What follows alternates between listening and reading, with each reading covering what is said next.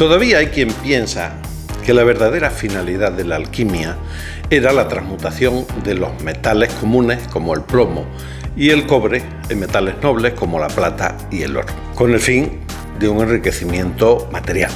Y sin negar la existencia a lo largo de la historia de muchos alquimistas llamados herreros en la antigüedad, que únicamente perseguían este objetivo de enriquecimiento personal, lo cierto y verdad es que no se conoce ningún caso verificado de la obtención de la piedra filosofal, el polvo de proyección o el elixir de la larga juventud o de la eterna juventud, salvo en razón de difusos mitos o leyendas no confirmadas, como son el caso del alquimista francés Nicolas Flamel y su esposa Perrenelle, o la del enigmático personaje conde de Saint-Germain. Una característica común al magisterio de la alquimia a lo largo de toda la historia ha sido su oscurantismo, según parece pretendido, que hace que aún en nuestros días no se disponga de un tratado sencillo y práctico en el que se expliquen de una manera clara y detallada los procedimientos alquímicos y los pasos que hay que dar para la obtención de la piedra filosofal, el elixir de la larga vida y el polvo de proyección. Así se desconoce lo que es la materia prima, el fuego secreto, el mercurio, el azufre y la sal de los filósofos, el rey y la reina, la estrella de la mañana, el significado de los colores, etc. Sin embargo, este lenguaje simbólico y oscuro, que oculta la verdadera práctica operativa material de la alquimia por razones fácilmente comprensibles, no se emplea en lo que se trata de su verdadera naturaleza interior y su significado profundo. Veamos cuál es este.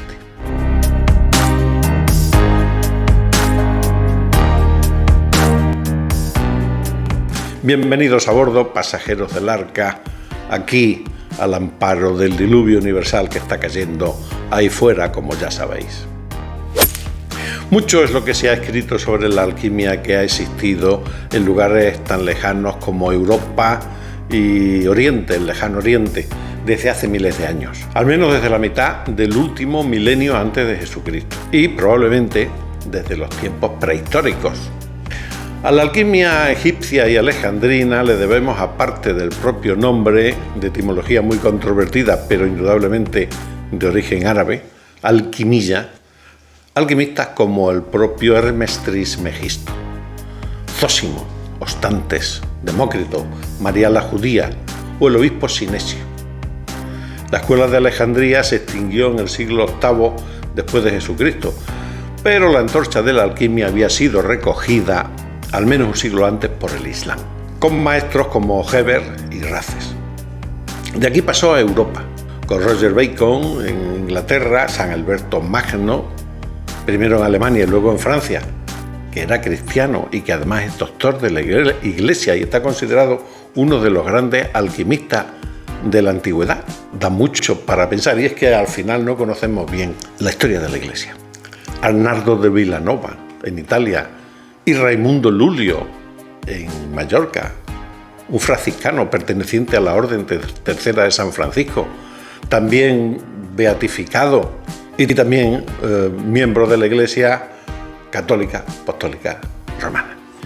La historia de la alquimia del siglo XIV está ligada a Nicolas Flamel, la del siglo XV a Bernardo Trevisano, Basilio Valentino y Jacques Coeur, la del siglo XVI a Paracelso, el XVII a Ireneo Filaleteo, y ya en el siglo XX nos encontramos con Fulcanelli y su discípulo Cancelliet como máximos exponentes de la misma.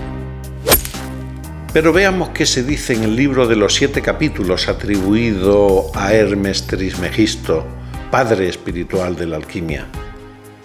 Dice: mirad, os he revelado lo que estaba escondido. La obra está con vosotros y en vosotros, y porque se halla siempre en vosotros, siempre la tendréis presente, estéis donde estéis, en la tierra o en el mar. De lo que se puede deducir que lo que se conoce vulgarmente como alquimia constituye una representación material o simbólica de lo que es la alquimia verdadera, e interior del ser humano, que tiene por objeto la transmutación del alma, la maduración espiritual, la transformación o el renacimiento del artista. Titus Bucar, en su libro Alquimia, escribe: la alquimia, que sus maestros llaman también arte, e incluso arte regio, ars regia, ofrece, con su metáfora de la conversión de los metales ordinarios en los metales preciosos de plata y oro, una elocuente imagen de este proceso interior. En realidad, la alquimia puede ser definida como el arte de las transformaciones del alma. Así procede el alquimista.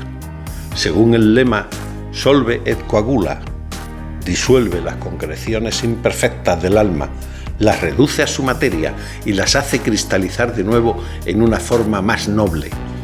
Pero solo puede realizar esta obra si actúa en armonía con la naturaleza, sirviéndose de una vibración espiritual que se genera durante la obra y que enlaza el reino humano con el cósmico, divino.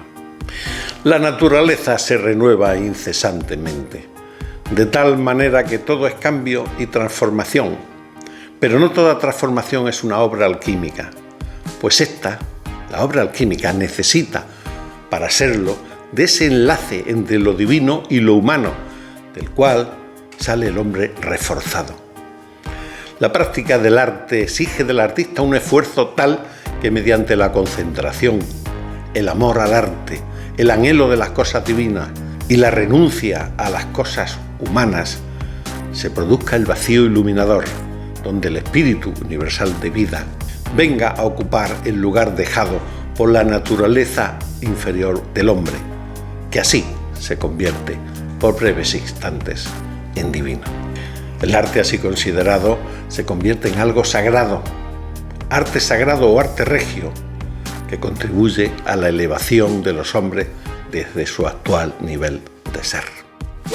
La obra más importante del artista es la obra de su vida, el opus magnum. Por eso, podemos utilizar cualquier arte como metáfora alquímica o de transformación interior, por ejemplo, el arte de la pintura.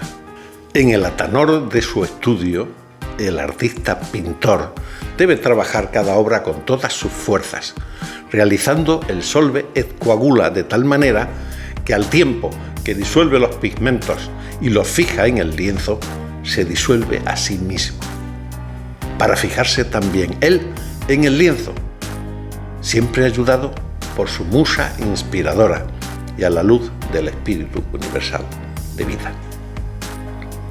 Así, la obra del artista a lo largo de los años no es más que una cristalización realmente de lo que sucede en su interior. En cada obra el artista se disuelve para fijarse posteriormente en cada pincelada, según un estado de conciencia más elevado. Cada cuadro es una introspección, una búsqueda en la que el artista se sumerge en las profundidades más ignotas de su naturaleza, con todos sus sentidos, todas sus facultades, todos sus anhelos y toda su fe puesta en su arte y en ese espíritu universal de vida, en ese ser supremo interior que lo inspira, que le da la vida. Cada cuadro así ejecutado será reflejo de un estado de conciencia superior al anterior y la obra del artista irá elevándose hasta convertirse en la opus magnum, la gran obra que habrá sido su vida.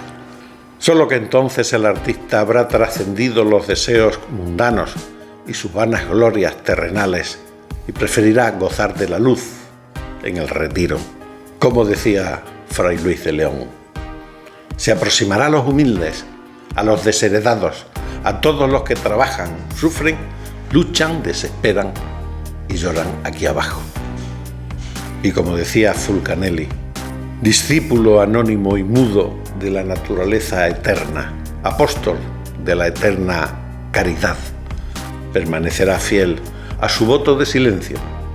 En la ciencia, en el bien, el adepto para siempre debe tacere.